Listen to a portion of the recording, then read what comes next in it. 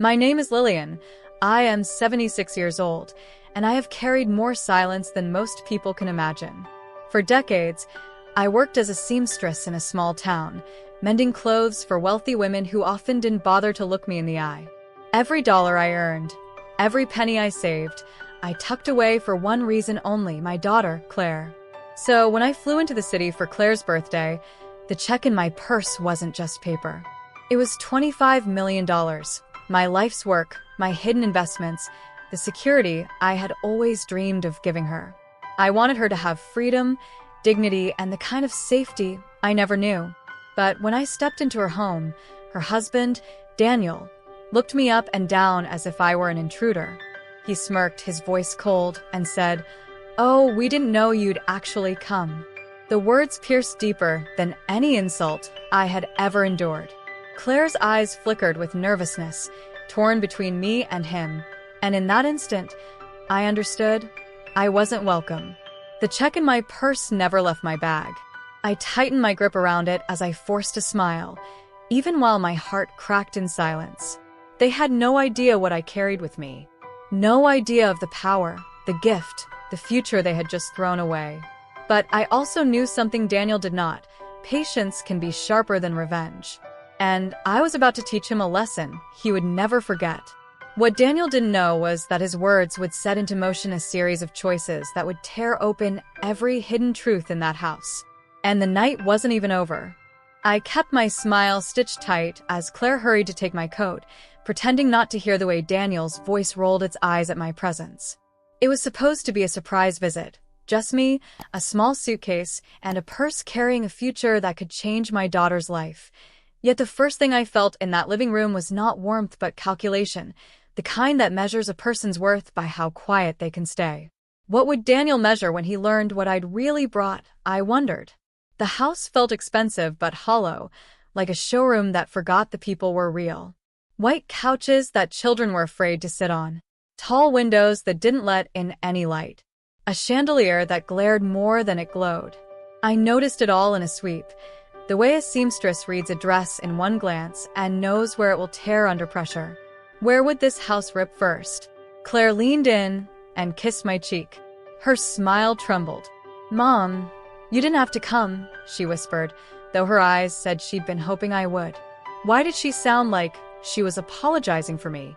"Of course I did," I said, squeezing her hand. "You only turned 38 once."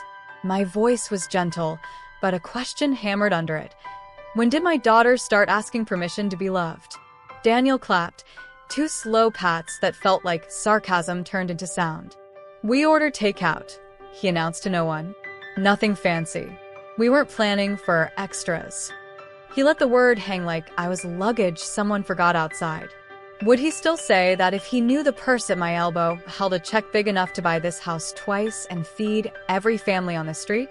"It's fine," I told him, because a seamstress who has spent a life in other people's houses learns when to answer and when to let silence do the speaking.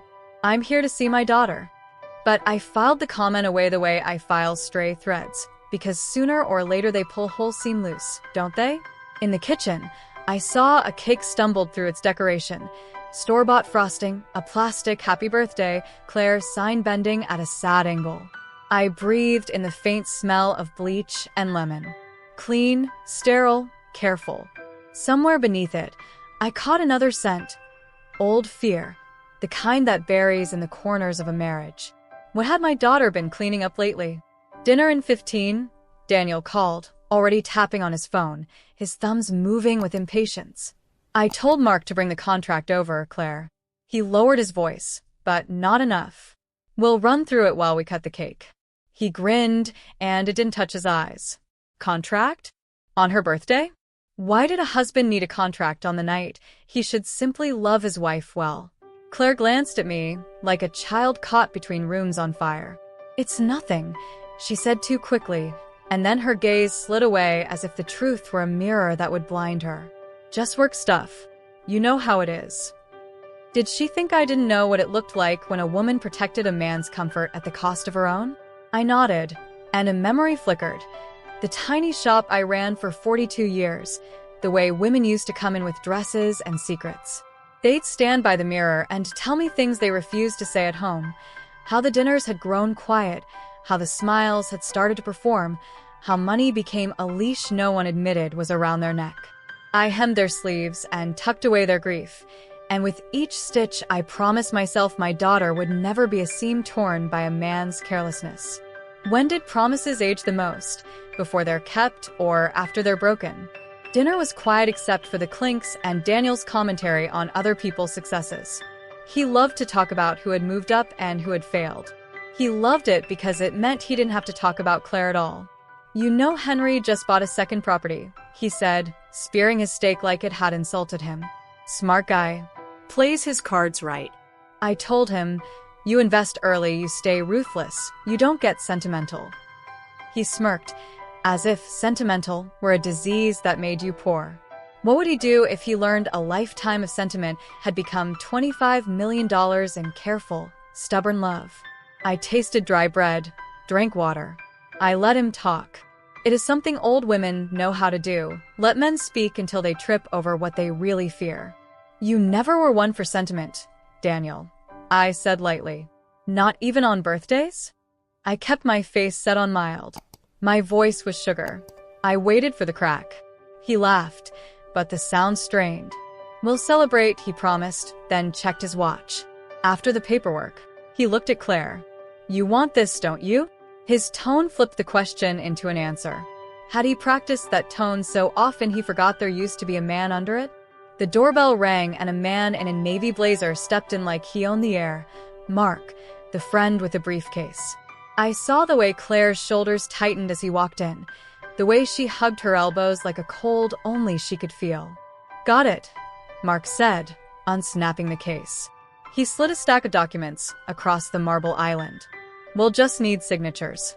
Routine stuff."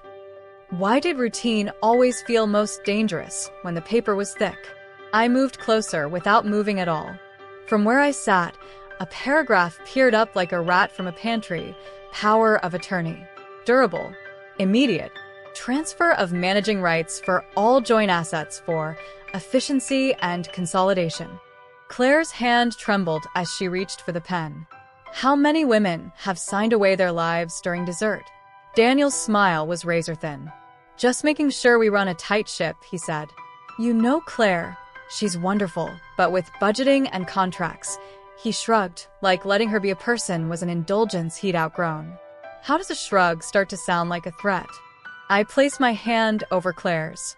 "You're under no obligation to sign anything tonight," I said, and my voice became the one I used to use on women when a dress didn't fit. Firm, kind, undeniable.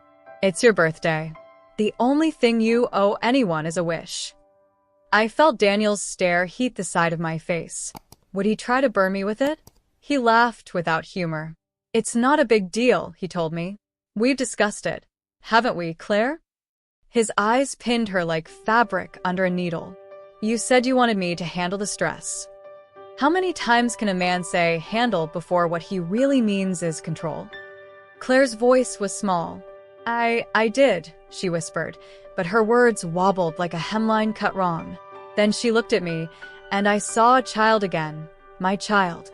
The one who used to fall asleep in my lap while I stitched late into the night. I saw the thank you she couldn't say, and the please help me she didn't dare to. When did a daughter learn to make her face so still it fooled even the mirror? Mark cleared his throat theatrically. "We can always table it," he said to Daniel with a salesman's grin that never reached his ears. "But the timing is good, you know? Before the next quarter. These things matter." The words, "these things," slithered around the kitchen like smoke. What else had mattered lately? I reached for my purse, not to remove the check, but to feel the certainty of it, the steady promise beating under leather. I had been that check my whole life. Quiet wealth, modest courage, calculated faith. No one needed to see what I had for it to change everything. Wasn't that the power of something well made? "Let's have cake," I said softly. "And then you can talk about money." There is a way to say money like a scalpel says cut. Both men heard it. Both tried not to flinch. Daniel dug in the drawer for candles with a kind of irritated efficiency that looked like love if you didn't look directly at it. Why are the smallest domestic acts the ones that reveal the most? We sang, Mark awkwardly humming, Daniel off-key on purpose, like he couldn't bear beauty without breaking it a little, and me, an old woman holding onto a note the way a widow holds onto a photograph. Claire closed her eyes to blow out the candles, and I watched the wish cross her face like a cloud shadow. Fast, soft, gone. What wish can outrun a signature? When the knives went down and the plates sat sugared, Daniel lifted the contract again. Sign here, he urged, tapping the bottom right corner. It's the smart move. Trust me. How many women have been told, trust me, by the one person who taught them not to? Claire's hand hovered. The room's silence thickened. In the stillness, I heard something else. A faint, apologetic whir from the hallway camera above the entryway, a lens blinking red. I tracked its angle out of habit. For more tucked-in corners, all aimed inward. Security or scrutiny. What had my daughter grown used to living under? Before you sign anything, I said, Daniel, could you get me a glass of water? I smiled and kept it kind. He snapped the cap off a bottle and shoved it toward me. Tap, I said calmly, motioning to the sink. I don't drink from plastic. He rolled his eyes and turned. Sometimes people only reveal themselves when asked to do the smallest courtesy, don't they? While his back was turned, I tilted the document toward me. Another paragraph blinked. Guardianship contingency, medical decisions in the event of incapacity, limitations on access to bank accounts for the secondary party. Secondary party. My daughter. How fast can a man demote his wife to a footnote? I took my water, sipped, and set it down with precision. I'll review this with Claire tomorrow, I said, sunlight in my voice, steel underneath. She'll decide when her mind isn't tired. The air in the room tightened as if the walls had inhaled. When did a house learn which words to fear? Daniel leaned on the island. Lillian, he said, smiling like a teacher about to scold a child, we appreciate your concern. But Claire and I have a system. You taught her to be responsible, right? He lifted the pen again. Let's be responsible. How often do men rename their convenience responsibility? Claire reached for the pen, and her phone lit up on the counter. A text from a number saved simply as D. Another D. A message previewed across the top. Should I still send the transfer tonight, or wait until she leaves? My heart did not drop. It sharpened. What transfer? Who else was counting minutes until I went away? Daniel saw it too. His jaw flickered. Work, he muttered, moving to tilt the screen face down. Don't worry about it. But I had spent a lifetime with my eyes close to the fabric of things, catching mistakes everyone else said were invisible. Should I worry about this, or take it as the final stitch in the pattern? I stood. Claire, I said quietly, take a walk with me. Just 10 minutes. I looked at Daniel. We'll be right outside. He lifted his hands in performative surrender, but his eyes clamped down. He didn't like variables. He didn't like doors he couldn't lock. What kind of man checks every doorway twice after he says you can go? On the porch, the city breathed wet and cool. We walked down the steps into a curl of hedges that hid us from the street. Claire's shoulders shook. Mom, she whispered, the word breaking like glass. I know what you're thinking. I know. But the contract is just, he says it's to help. He says he's protecting us. He says I don't like stress. Her laugh died in her mouth. Maybe I don't. Maybe I'm weak. When did my daughter start measuring herself with someone else's ruler? You're not weak, I said. You're tired. I reached up and tucked her hair behind her ear the way I did when she was 11 and learning long division, and thought every wrong answer meant she was dumb. Tired people sign things they would never sign when they are arrested, I added. Tired people call cages shelter because it hurts less than saying prison. How many cages had I watched women decorate with pretty curtains? She sobbed into my shoulder. I wanted tonight to be good, she said. But he got a call about a deal, and then Mark, Mom, I swear I didn't know about the cameras until last month. He said the neighborhood is changing, that it's for our safety. He says it's love. Her words curled around my neck like smoke. How do you love someone you cannot stop surveilling? Love is a hand open, not a fist closed, I whispered. I wanted to hand her everything at once. The check, the house I could buy her with windows that welcomed light, a lawyer with a backbone, a life where she laughed loud again. But gifts that are rushed often become weapons when a man like Daniel is nearby, don't they? Can I ask you a strange question? I said. If money wasn't the problem, what would you choose tomorrow morning?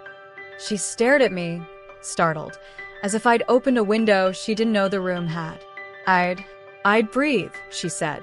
I'd take a day off without asking. I'd throw out the cameras. I'd tell him I don't want to sign. She blinked. But money is the problem. When did problems become so loud that people stopped believing in choices? I kissed her forehead. Go inside, I said. Tell him you'll sign nothing tonight. Blame me if you need to. Say I'm stubborn and old and making a fuss. I smiled. He'll believe it. That's the kind of story men like Daniel trust. Then I squeezed her hand. And tomorrow, come meet me at 11.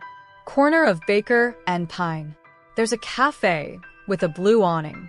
We'll sit in the light and figure out what you want to keep and what you want to return to the storehouse of your life. When did light become something we book on a calendar? She nodded, wiped her face, and stepped back inside. I stayed on the porch, listening. Inside, I heard Daniel's voice rise, then steady, then sweeten falsely. I heard plate scrape, a chair scoot, Mark clear his throat, and say he'd circle back. I heard the front door click as he left, his footsteps receding into the night. I heard Claire say, softly but clearly, not tonight. And then I heard a new sound, the brittle snap of a man's patience splitting like a cheap zipper. Which seam would pop next? I went back in with my chin lifted and my purse tucked close. Daniel smiled like a storm. You're quite the negotiator, he said to me, his voice polished. Maybe you can teach Claire a few things. I smiled back, an old woman who had spent half a century smiling at people who thought they were winning. I can teach anyone willing to learn, I said. Are you willing, Daniel? How much truth can a room hold before the mirrors crack? He chuckled and gathered plates.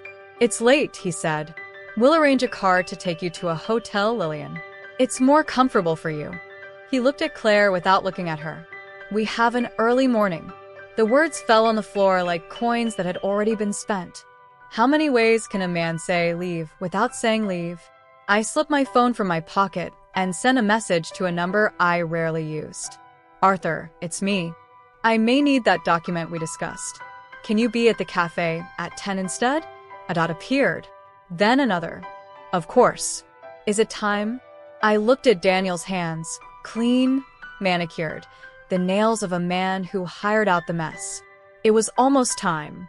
What happens in the minute before a clock strikes? At the door, as I put on my coat, a small voice tugged at my sleeve. Grandma? It was Lily, their neighbor's little girl, 6 years old, hair in a crooked ponytail, clutching a crayon drawing. I made you this, she said, thrusting the paper into my hands, a woman with white hair holding a red heart. You looked sad, she added matter of fact. Children tell the truth because they haven't learned the cost of it yet, don't they? Thank you, I whispered, blinking at the unexpected kindness. I tucked the drawing into my purse beside the check, two forms of currency that the world values differently, but that matter the same. As the elevator door slid open, Daniel leaned in, his mouth close enough for me to smell the mint he'd chewed to polish his words.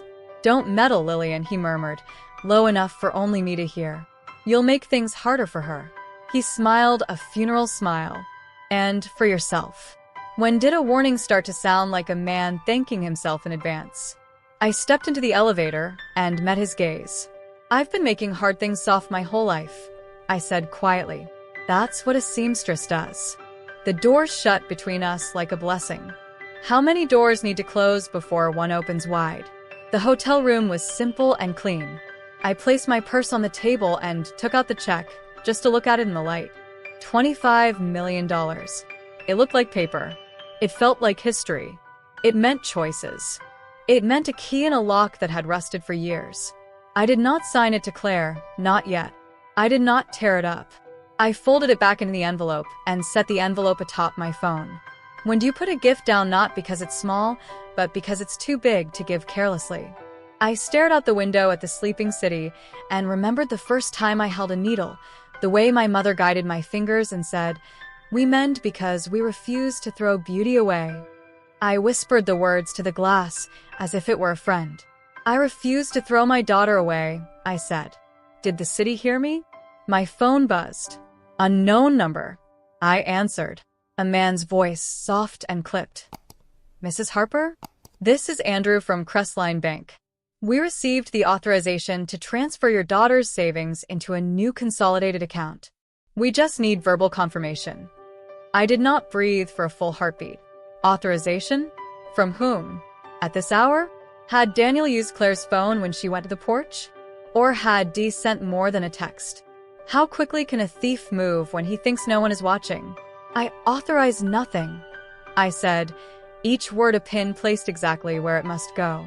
Flag the account. No transfers without my daughter's written consent, in person, with her ID.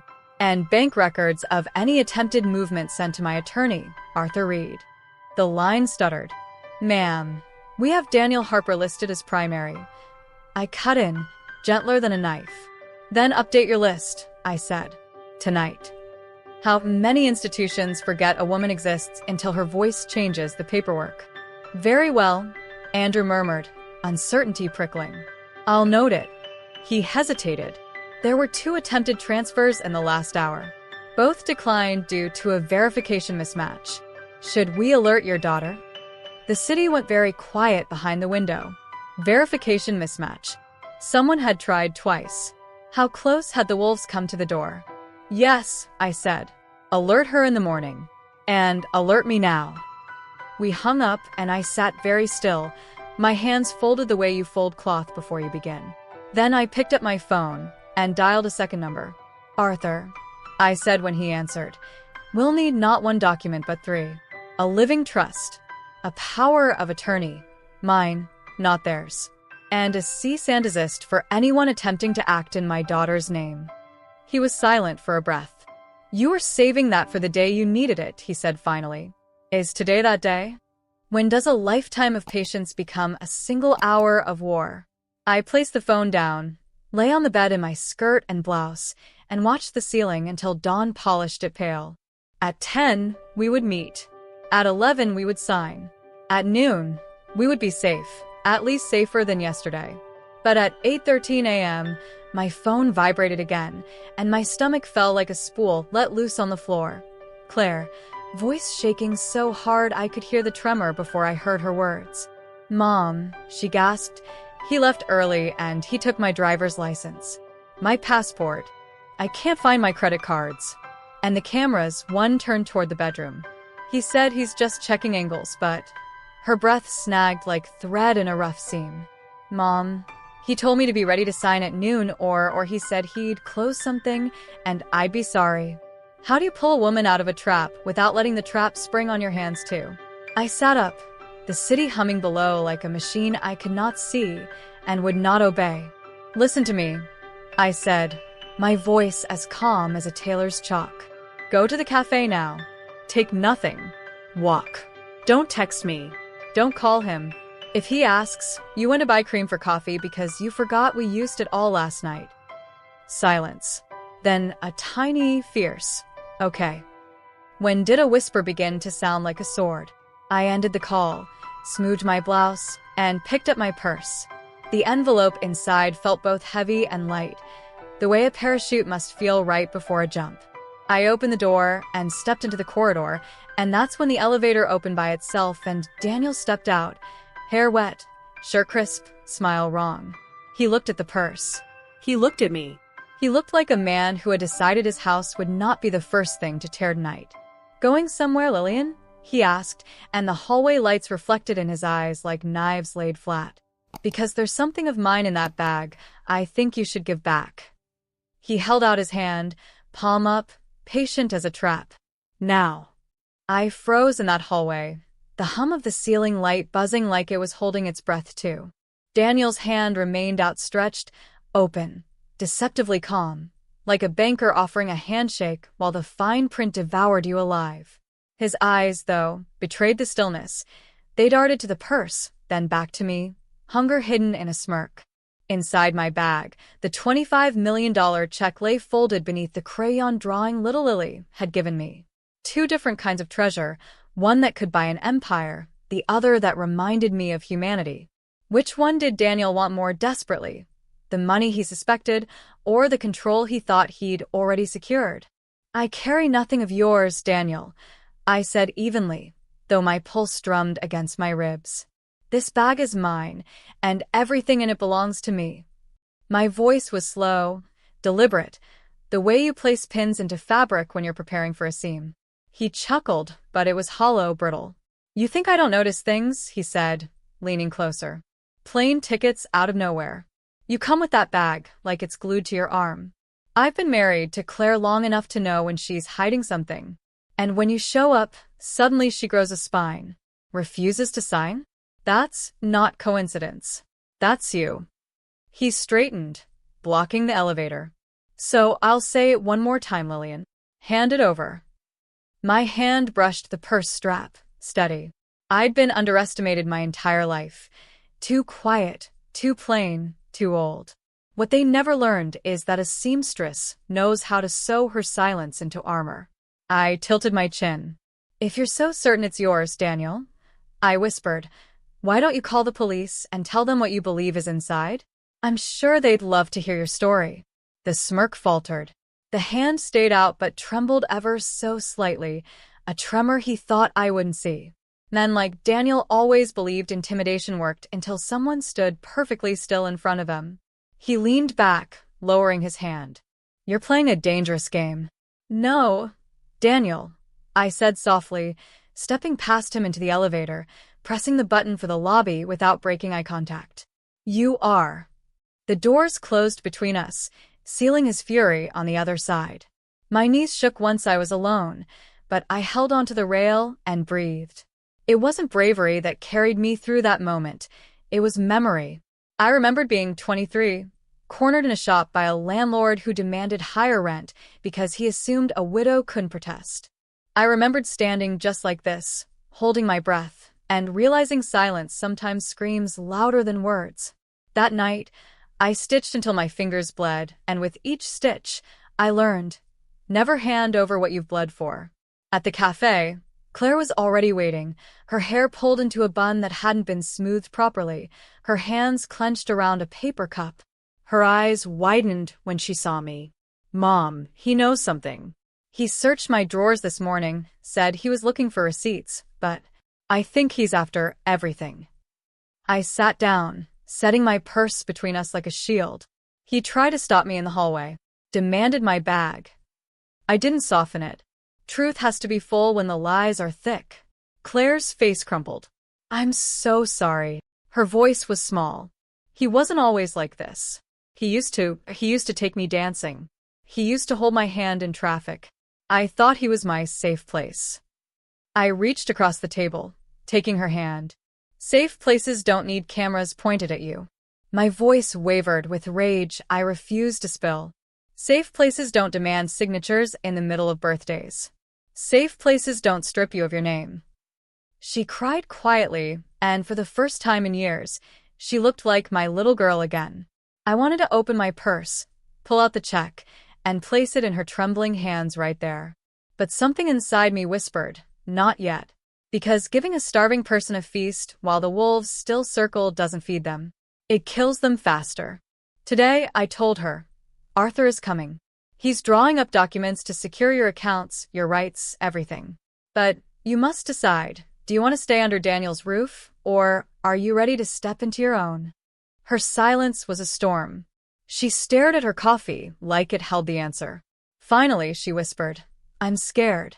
But yes. I want out." The bell above the door jingled. Arthur walked in, my old friend, my lawyer, the man who had drafted documents decades ago when I first began to invest quietly behind everyone's back. He shook my hand, then looked at Claire.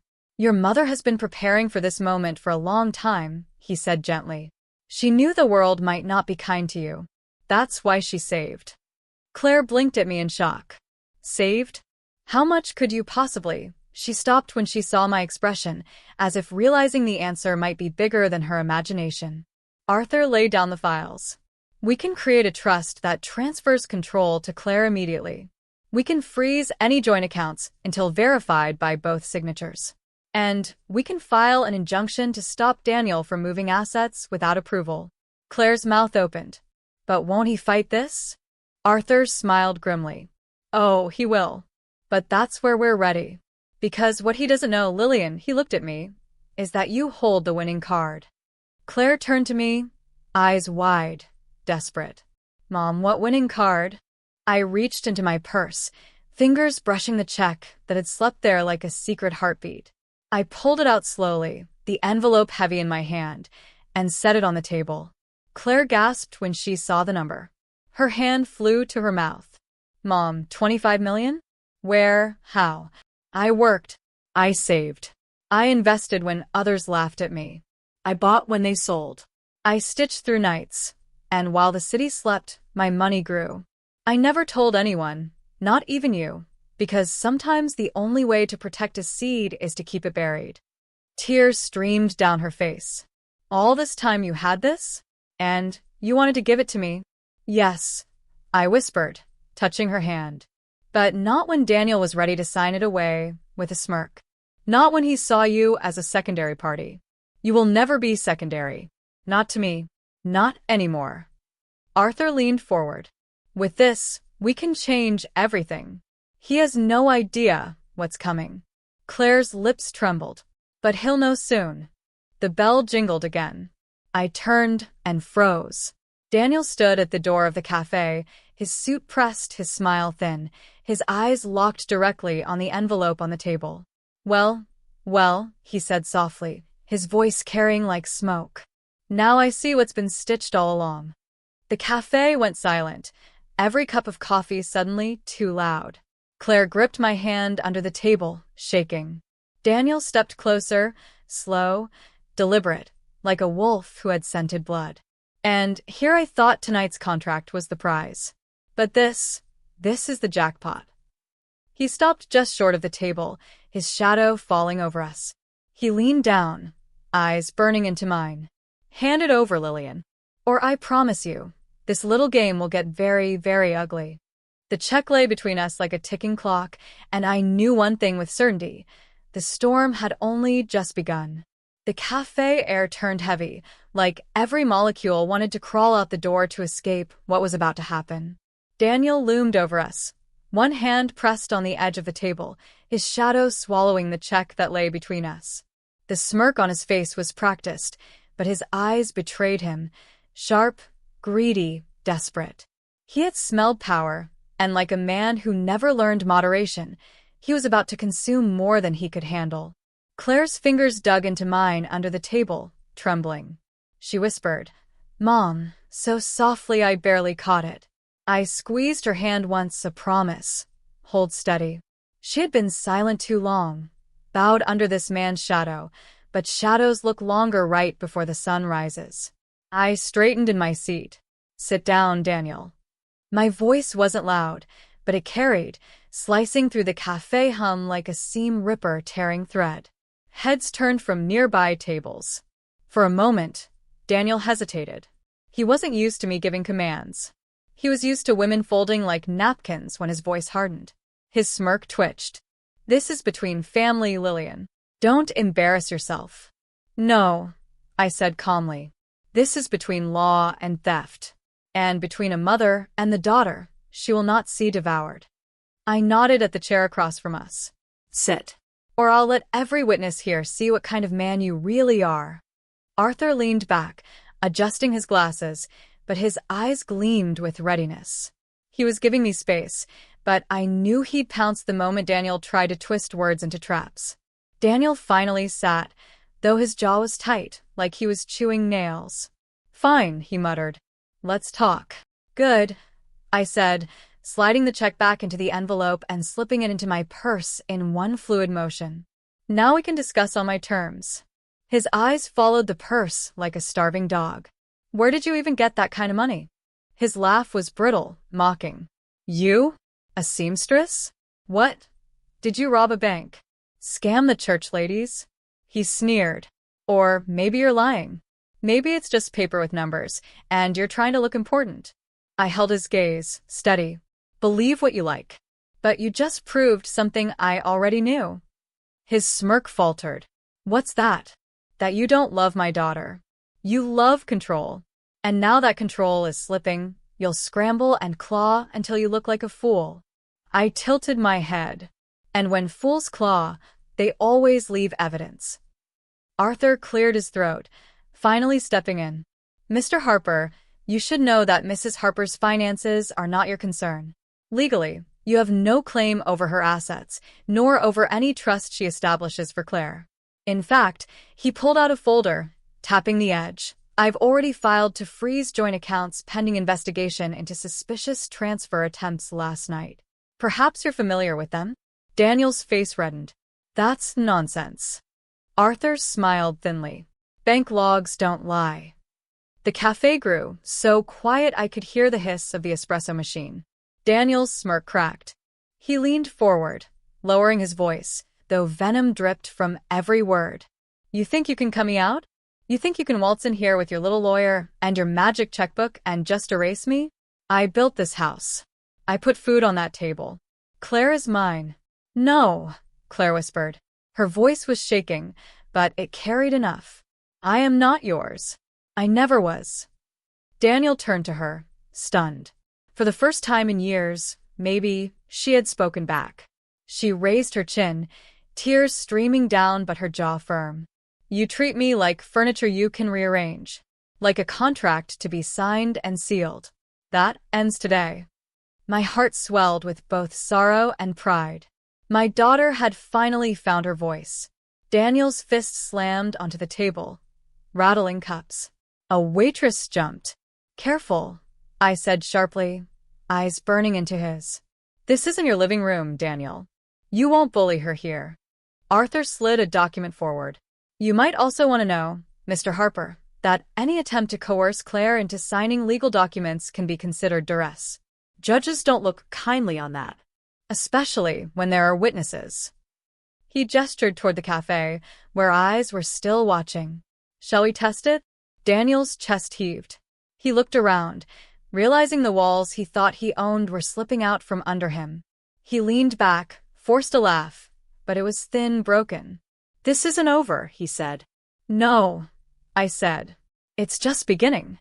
He stood and stormed out, shoving past a couple at the door. The bell jingled harshly in his wake. For a moment, the air felt lighter, though a storm still brewed on the horizon. Claire collapsed against the table, sobbing quietly. Mom, I can't believe I said that. I can't believe I told him no. I wrapped my arm around her shoulders. That's the first stitch, Claire. You said no. And with each no, you'll piece yourself back together until you are whole again. Arthur leaned in, his tone gentler. We need to move quickly. He'll be furious. Men like him lash out when their grip weakens. I nodded. We'll be ready. We'll finalize the trust today. Then we'll secure Claire somewhere safe. Claire wiped her face, shaky but firmer now. And then what? I glanced at my purse, at the envelope that could either destroy or rebuild lives. Then, I said quietly, we'll show him that the one thing he underestimated, a seamstress's patience, is sharper than any blade he owns. But even as I said it, I saw through the cafe window. Daniel had not left the parking lot. He stood by his car, phone pressed to his ear, eyes locked on us with the cold promise of a man plotting his next move. And when his lips curled into a slow, sinister smile, I knew the real battle hadn't started yet. Through the glass of the cafe window, I could see Daniel leaning against his car, phone pressed tight to his ear. His lips moved quickly, his free hand gesturing like a conductor orchestrating chaos. Even from a distance, I could feel it, the fury boiling under his skin, the kind that doesn't fade but festers until it finds a target. And I knew the target would be us.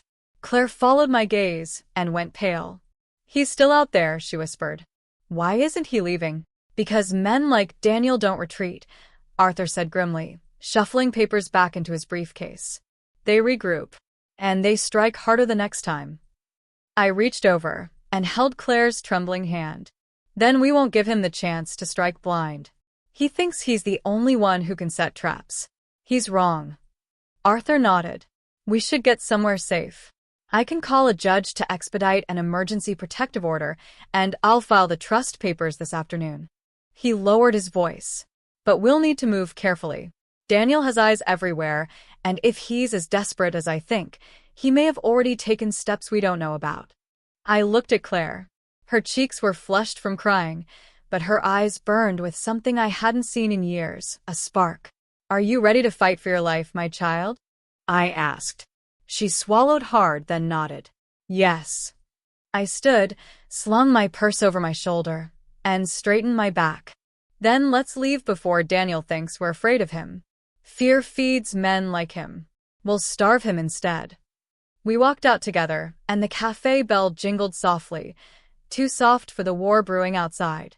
Daniel's eyes met mine instantly, and his smirk was back, but colder now. He hung up the phone and spread his arms like he was welcoming us to a stage he owned. Ladies, he drawled. Done plotting? No plotting, I replied smoothly. Just signing what's ours and protecting what's hers. I squeezed Claire's hand, and she lifted her chin, surprising even me. Daniel chuckled darkly. Protecting? From what, me? I'm her husband. Everything she owns is mine too. That's the law. Arthur stepped forward, calm but firm. Not when a trust is established in her name. Not when her accounts are frozen for investigation. And certainly not when there's documented evidence of coercion. Daniel's smirk cracked for a second before he masked it again. Big words, lawyer. But paper doesn't stop me. You'll see. He opened his car door, leaned inside, and pulled out a thick brown envelope. He tossed it onto the hood with a sharp smack. You want to talk about paper? Here, read this. Arthur frowned and carefully opened the envelope. Inside were photographs. Claire at home, Claire at the grocery store, Claire walking down the street, unaware of the lens watching her. Dozens of them. My blood ran cold. Claire gasped, her hands flying to her mouth. You've been following me? Daniel leaned against the car, smug. Not me. I don't have the time. But when you love someone, you invest. Security detail. Surveillance. Precaution. I know where you go, who you talk to, what you buy. Nothing slips past me. He tilted his head, his grin slicing like a blade. So, if you think you can walk away from me, Claire, think again. I'll always be right behind you. Claire staggered back like he had struck her. Tears welled in her eyes. That's not love, she whispered. I stepped forward, fury steady in my veins. You're right, Claire. It isn't love. It's a leash. I turned to Daniel, my voice calm but sharp as glass. And the tighter you pull, the closer you are to strangling yourself. His grin faded, but his eyes hardened. You think you're clever, old woman. But this game isn't over. You've stepped into my arena now. And trust me, when I'm finished, that check will be the least of what you lose. He slid into his car, slammed the door, and roared off, the tires screeching across the lot. Claire was shaking, clinging to my arm. Arthur cursed under his breath. He's escalating, Arthur said. This isn't just about money anymore. It's about power. Control. He won't stop until he feels he's won, or until someone stops him. I pulled Claire close, my jaw set. Then we'll stop him. But even as I said it, a thought gnawed at me. Who had Daniel been on the phone with when we first saw him? And what move was already in play before we even stepped outside the cafe? My phone buzzed in my purse. Unknown number. I hesitated, then answered. A cold, professional voice spoke on the other end. Mrs. Harper? This is Officer Brennan from the 14th Precinct. We've received an anonymous tip regarding potential fraud linked to your name and your daughter's accounts. We need you both to come down to the station immediately for questioning. Claire's eyes widened in horror. Arthur's had snapped toward me, his face tightening. Fraud. Anonymous tip. Daniel's smirk flashed in my mind like a warning light. The trap had already been set.